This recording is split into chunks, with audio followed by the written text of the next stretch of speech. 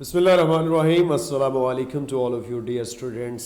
Organic chemistry का unit number 3C जो आप लोगों ने लास्ट वीडियो में अल्काइल हैलाइड्स देखा, उसके बाद यूनिट नंबर 4C को डिस्कस करना चाह रहा हूँ आप लोगों के साथ।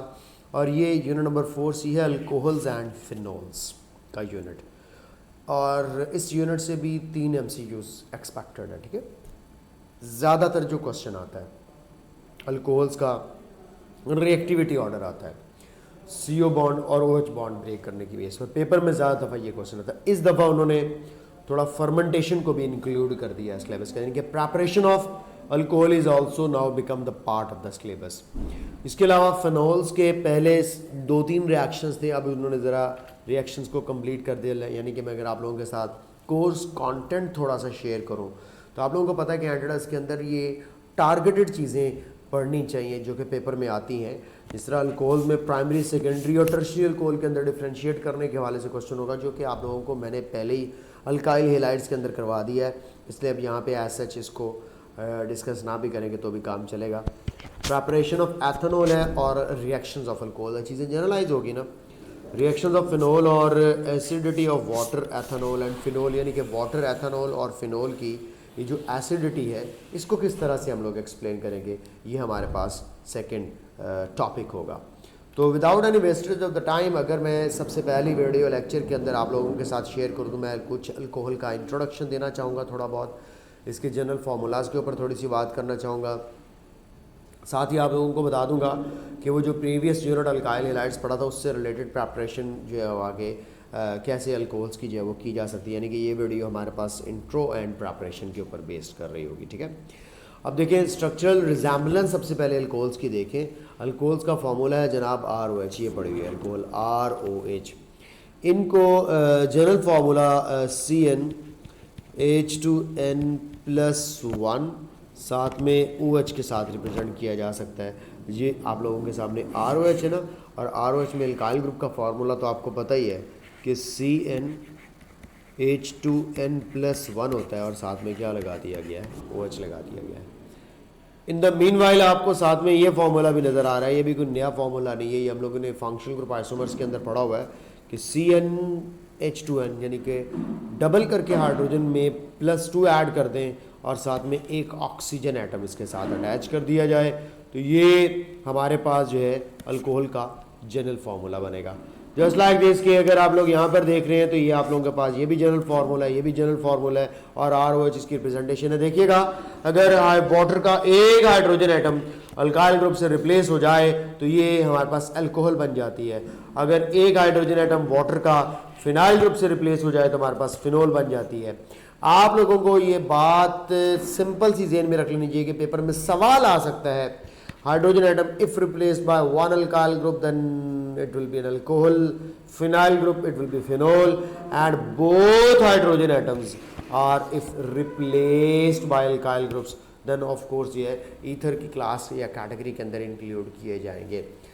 डेरिवेटिव्स ऑफ वाटर बात तय हो चुकी है कि having alkyl group instead of hydrogen, having phenyl group instead of hydrogen, having 2 alkyl groups instead of hydrogen, जो मैं अभी आप लोगों से जिक्र कर रहा था। Alcohols are hydroxy derivative of aliphatic hydrocarbons, ये आप लोगों के पास एक बड़ा इंपॉर्टेंट पॉइंट है। यानी कि अल्काइल ग्रुप लगा हुआ ना, अल्काइल ग्रुप किसको शो कर रहा होता है, ऑफ कोर्स आपको पता है अल्काइल ग्रुप का मतलब होता है एलिफेटिक, एलिफेटिक का मतलब आप लोगों को पता है नॉन एरोमेटिक। अब आप लोगों को एलिफेटिक हाइड्रोकार्बन्स के हवाले से ये थोड़ा सा आइडिया लेना चाहिए। अल्कोहल को क्लासीफाई किया जाए, पेपर में क्लासिफिकेशन प्राइमरी, सेकेंडरी और टर्शरी तो है ही, लेकिन उसके साथ ही आप लोगों को मोनोहाइड्रिक अल्कोहल्स का भी पता होना चाहिए, पॉलीहाइड्रिक अल्कोहल्स का पता होना चाहिए। मोनोहाइड्रिक अल्कोहल्स वो कहेंगे जिनमें एक OH ग्रुप मौजूद होगा, और मोनोहाइड्रिक अल्कोहल्स एक OH वाली ही उसी तरह अल्काइल हैलाइड्स की तरह प्राइमरी में, सेकेंडरी में और टर्शरी में डिवाइड होती है। मैं बच्चों को यहाँ पे बाद दफ़ा एक चीज़ ऐड करके बता देता हूँ, एक होती है नर्सरी अल्कोहल। तो नर्सरी अल्कोहल का कॉन्सेप्ट भी बच्चों को पता होना चाहिए। प्राइमरी अल्कोहल में तो हम लोग ये देखेंगे कि अल्फ़ा कार्बन जो है, अल्फ़ा कार्बन फर्दर एक कार्बन से अटैच हो, ठीक है, 1 कार्बन से, तो वो प्राइमरी होती है। यहाँ पे अल्फ़ा कार्बन जो है वो फर्दर 2 कार्बन से कनेक्टेड होगा। यहाँ पे जो अल्फ़ा कार्बन है वो फर्दर 3 कार्बन से कनेक्टेड होगा। लेकिन नर्सरी अल्कोहल में alpha carbon with no carbon, no carbon. और इसकी एग्जांपल नर्सरी अल्कोहल की मैथनॉल है, लेकिन हमारी किताबों में मैथनॉल को भी किसमें शामिल कर दिया गया है, प्राइमरी अल्कोहल में, अल्फा कार्बन हैविंग 1 कार्बन और नो कार्बन, लेकिन दर हकीकत असूली तौर पर इसको नर्सरी कार्बन के अंदर इंक्लूड किया जाता है। अच्छा बेटे, यहाँ पे अब आप लोगों को एक तो मैंने प्राइमरी सेकेंडरी टर्शरी के हवाले से ये एक आइडिया देना था, ये बता दिया, समझा दिया, इसका आप लोगों को आइडिया हो जाना चाहिए। फर्दर मोर पॉलीहाइड्रिक के अंदर डाइहाइड्रिक अल्कोहल, जिनको हम लोग जो है वो डायोल्स कहते हैं, और इसी तरह ट्राईहाइड्रिक अल्कोहल, जिनको हम लोग ऑफ कोर्स क्या कहेंगे, ट्रायोल्स कहेंगे। तो ये अल्कोहल्स के अंदर हमारे पास डायोल्स और ट्रायोल्स का कॉन्सेप्ट है, जो कि आप लोगों के साथ शेयर किया जाएगा। इसकी एग्जांपल्स काफ़ी सारी हैं यार, मतलब आप लोगों के पास अगर मैं प्राइमरी सेकेंडरी और टर्शरी के अंदर एक छोटा सा क्वेश्चन पूछ लूँ, मैं आप लोगों से कहता हूँ कि आइसो ब्यूटाइल अल्कोहल की क्या नेचर है, प्राइमरी सेकेंडरी और टर्शरी की बेस पर बात कर रहा हूँ। और अगर मैं आप लोगों से कहता हूँ कि आइसोप्रोपाइल अल्कोहल है, तो उसकी क्या नेचर होगी। एक आइसोब्यूटाइल अल्कोहल है और एक आइसोप्रोपाइल अल्कोहल है। फैसला अब आप लोगों से करवाना है मैंने। आप कहेंगे सर आइसोब्यूटाइल का तो हमें पता है, आइसोब्यूटेन से बनता है। ये सर जी आइसोब्यूटेन है, और इसका एक हाइड्रोजन हटाकर आप जब ग्रुप बनाएंगे तो ये हमारे पास आइसोब्यूटाइल रेडिकल बनेगा, और इसके साथ OH लगने पर यह आइसोब्यूटाइल अल्कोहल बन जाएगी, और ये इसकी कार्बन नंबर 1 होगी, ये 2 होगी, ये 3 होगी, यही कार्बन नंबर 1 अल्फा कार्बन, और ये फर्दर डेफिनेटली एक ही कार्बन के साथ अटैच है। तो हम लोग कह सकते हैं कि ये हमारे पास प्राइमरी अल्कोहल की कैटेगरी के अंदर इंक्लूड की जाएगी।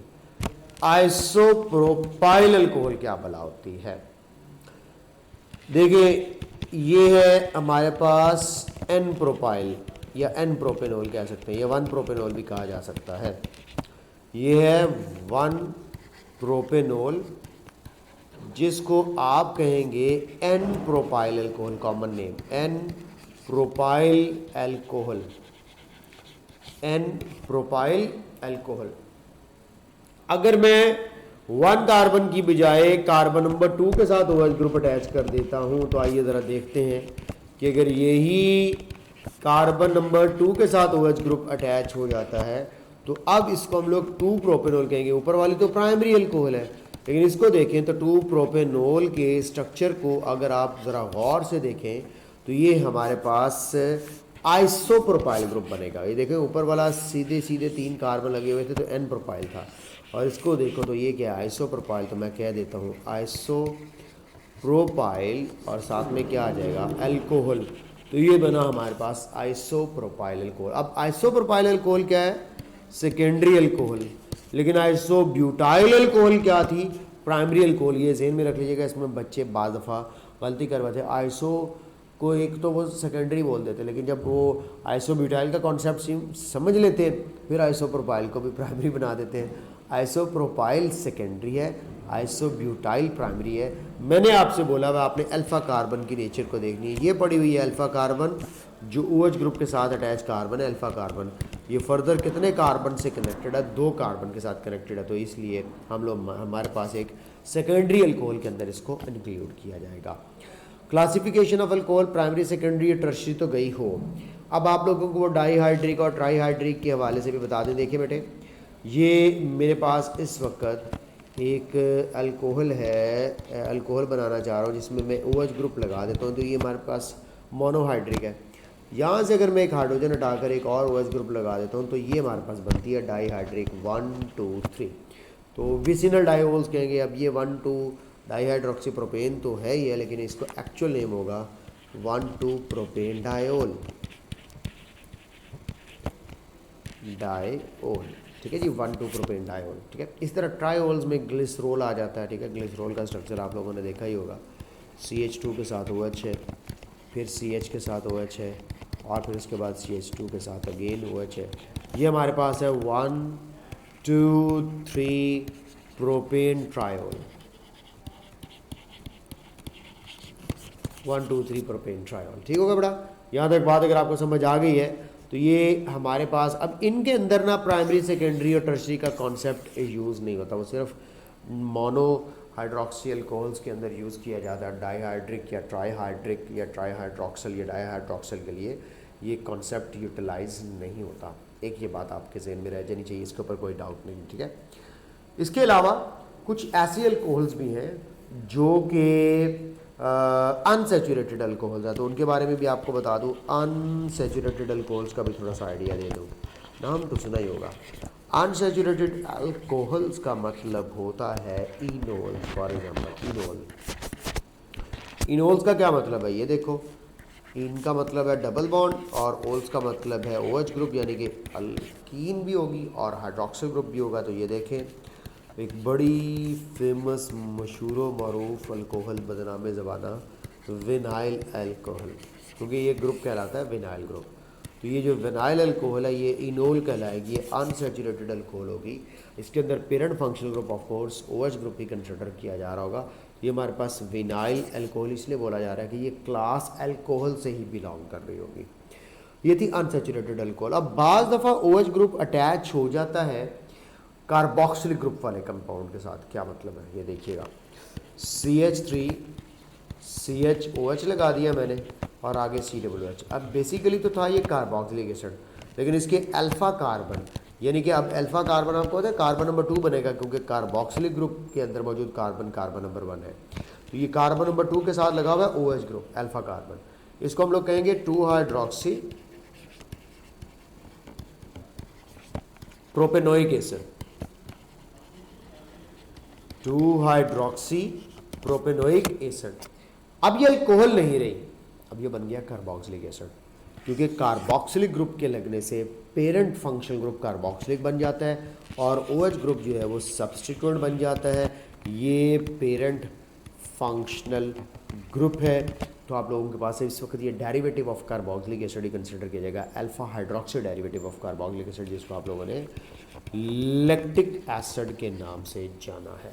ओके बच्चा पार्टी, अब इस वक्त आप लोगों को मैंने मुख्तलिफ़ किस्म की अल्कोहल्स के हवाले से बता दिया, डायोल्स ट्रायोल्स के बारे में बता दिया, मोनो अल्कोहल्स के बारे में बता दिया, प्राइमरी सेकेंडरी टर्शरी का कॉन्सेप्ट आप लोगों के साथ शेयर हो गया।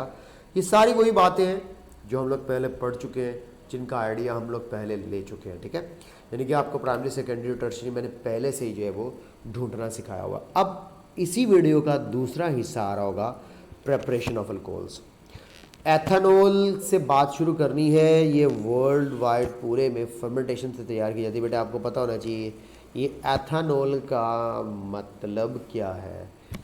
बेवरेज के तौर पर यूज़ की जाने वाली, जिसको हम लोग शराब का नाम देते हैं।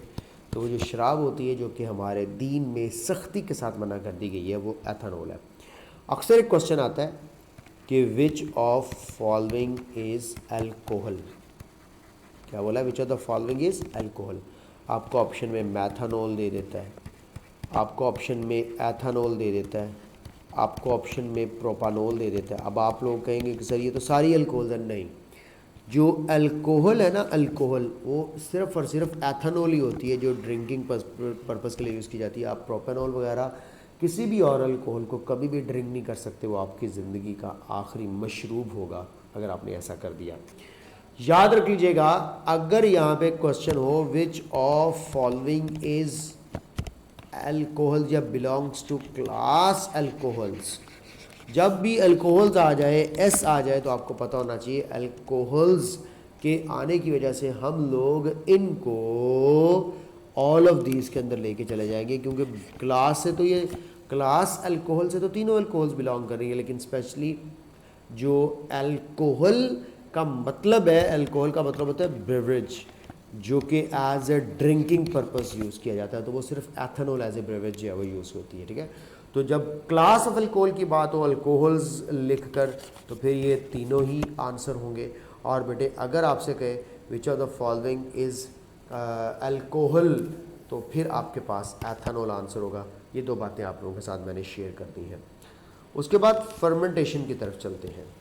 फर्मेंटेशन में देखिए, it is a biochemical process carried out in the presence of enzyme. एक बात होता है आगे कि ये बायोकेमिकल प्रोसेस है, माइक्रो ऑर्गेनिज्म जैसा कि यीस्ट से कैरिड आउट करवाते हैं। तीन बातें याद रखिएगा। Number 1, conditions. ऑप्टिमम टेम्परेचर 25 से 35 डिग्री सेल्सियस है, प्रॉपर एरिएशन होनी चाहिए, एब्सेंस ऑफ प्रिजर्वेटिव होना चाहिए, एंड डाइल्यूट सोल्यूशन होना चाहिए। अगर सोल्यूशन कंसंट्रेशन में बढ़ जाए तो वहाँ पे फर्मेंटेशन स्टॉप हो जाती है, तो डाइल्यूट सोल्यूशन चौथी कंडीशन है। उसके बाद हम लोग चलेंगे प्रेपरेशन की तरफ। किसकी तरफ? प्रेपरेशन की तरफ। पाकिस्तान में एथेनॉल प्रिपेयर की जाती है फर्मेंटेशन ऑफ मोलेसिस, वो जो शुगर केन से हासिल होता है स्टार्च के थ्रू या फ्रूट जूसेस, गंदे गले से फल उठाकर गंदगी में बैक्टीरिया के हवाले कर दिया जाता है और गंदी वाली अल्कोहल बना दी जाती है, जिसके बारे में हज़रत अली का फरमान है कि खुश्क दरिया के रेत पर शराब का कतरा गिरता है और फिर उस दरिया में पानी आता है, वो पानी जाकर किसी फसल को लगता है, वो फसल उगती है, उगी हुई फसल कोई जानवर खाता है और उसके बाद फिर वो जानवर दूध देता है, तो मुझ पर वो दूध पीना भी हराम होगा। इस लेवल का तकवा था। एनीहाउ, हम लोगों को दीन इस्लाम के अंदर इससे सख्ती से मना किया गया है, नापाक और पलीद चीज़ है ये अल्कोहल, बचना चाहिए, इससे हर सूरत में बचना चाहिए। ये मोलेसिस वगैरह से प्रिपेयर किया, जो देसी बना रहे होते हैं ना, ये देसी इसी तरह टोटकों से बनाते हैं, गंदे हुए सड़े हुए फल फ्रूट वगैरह उठा कर लेके उनसे ये बना देते हैं और उसमें बड़े टॉक्सिक किस्म के केमिकल साथ बन जाते हैं, एसीटोन बन जाता है, क्लोरोफॉर्म बन जाता है, उसके पीने से डेथ हो जाती है। आपने न्यूज़ में देखा हो कि देसी शराब पीने से कई लोग जो है वो लुकमा अजल बन गए, तो उसकी वजह यही होती है। मोलेसिस अगर प्रिपेयर करना है, एंजाइम का सीक्वेंस याद रख लीजिएगा। मोलेसिस होता क्या है? केन शुगर का जो रेजिड्यू है, ठीक है, याद रखिए, molasses is the residue of cane sugar, यानी कि गन्ने में से चीनी निकालने के बाद जो पीछे रेजिड्यू बचता है उसको मोलेसिस कहते हैं। और इसमें तकरीबन 7 to 9% तक क्या मौजूद होती है, ये आपको क्या नज़र आ रही है? सुक्रोज नज़र आ रही है। तो याद रख लीजिएगा, molasses is a source of sucrose, और सुक्रोज के ऊपर कौन सा एंजाइम एक्ट कर रहा है? इन्वर्टेज। कौन सा? Invertase enzyme. इन्वर्टेज एंजाइम में एक ग्लूकोज होता है और एक क्या होता है? फ्रुक्टोज। आफ्टर हाइड्रोलिसिस ये प्रोड्यूस होते हैं, तो इसका मतलब है इन्वर्टेज एंजाइम हाइड्रोलाइज सुक्रोज, और सुक्रोज हाइड्रोलाइज होकर के फ्रुक्टोज और ग्लूकोज बनता है। इसलिए सुक्रोज को हम लोग जो है वो इन्वर्टेड शुगर का नाम भी देते हैं, इन्वर्टेड शुगर का नाम भी दिया जाता है। उसके बाद यहाँ से ग्लूकोज को पकड़ा जाएगा और उसके ऊपर जाइमेज एंजाइम ऐड करेगा। जब भी ग्लूकोज को जाइमेज के साथ ट्रीट करोगे तो आपको रिजल्ट में एथेनॉल मिलेगी और कार्बन डाइऑक्साइड मिलेगी। अब आपने याद रखना है, जाइमेज is always for conversion of glucose into alcohol, glucose into alcohol, glucose into alcohol, that is the story. इसको इस तरह से याद करना आपने। स्टार्च में क्या होता है? स्टार्च भी जनाब ग्लूकोज का ही पॉलीमर है। पहले स्टार्च की हाइड्रोलिसिस करवाई जाएगी, डायस्टेज करवाएगा हाइड्रोलिसिस। तो बेटा ये सारे नेम्स अच्छे से याद रख लीजिएगा कि हाइड्रोलिसिस ऑफ स्टार्च करवाने वाला एंजाइम डायस्टेज है, ठीक है, जो आपको माल्टोज देगा। माल्टोज एक डाइसैकेराइड है, ये माल्टोज दोबारा से हाइड्रोलाइज होकर माल्टेज एंजाइम के साथ ग्लूकोज बनाता है, फिर एज यूजुअल ग्लूकोज पर जाइमेज एंजाइम ऐड करके एथेनॉल बनाता है। अब आपसे सीक्वेंस पूछा जा सकता है इन एंजाइम्स का। पहले डायस्टेज है, उसके बाद माल्टेज है, और उसके बाद आप लोगों के पास जाइमेज है। तो DMZ ये याद रख लीजिएगा, DMZ, ठीक है, डायस्टेज, माल्टेज और जाइमेज, ताकि आपको गलती से बचाना चाहिए। जो फर्मेंटेशन से हमें यहाँ पे एथेनॉल ऑब्टेन होती है वो 12 से 14% तक की मैक्सिमम होती है। 14 से ऊपर जाने पर कंसंट्रेशन बढ़ती है, और अभी हम लोगों ने पीछे कंडीशन पढ़ा, अगर कंसंट्रेशन बढ़े तो वो सीज हो जाती है। हमारे पास फर्दर जो एंजाइमेटिक एक्टिविटी है तो रिएक्शन वहीं पे स्टॉप हो जाता है, फर्दर आगे प्रोसीड नहीं होता, क्योंकि कंसंट्रेशन में एंजाइम्स डीएक्टिव हो जाते हैं जो हमारे पास प्रोसीजर चल रहा होता है। तो मैक्सिमम आपसे कोई पूछे कि फर्मेंटेशन आपको कितनी % अल्कोहल देगी, तो आपका आंसर होना चाहिए 12 to 14% अल्कोहल ऑब्टेन होगी, ठीक हो गया। उसके बाद ये रेक्टिफाइड सेपरेट क्या होता है?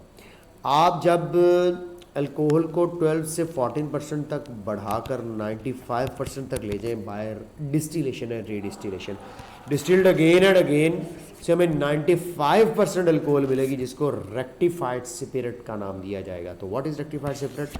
95% एथेनॉल, नॉट मेथनॉल, एथेनॉल।